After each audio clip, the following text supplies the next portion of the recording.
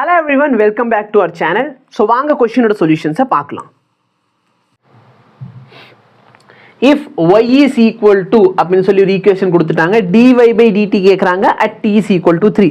t is equal to 3ல dy by dt என்ன, அதாவது இதோட டிஃபரன்சியேஷன் பண்ண எனக்கு ஆன்சர் என்ன கிடைக்கும்? எப்போ t is equal to 3ல இதை டிஃபரன்ஷியேட் பண்ணுங்க. 4t plus 5 கரெக்டா இல்லையா? t square differentiate 2t ஆயிரும். so 2 into 2 4 4t plus 5. இப்போ t ஓட வேல்யூ என்ன போடுங்க? 3 போடுங்க. so 4 3 plus 5.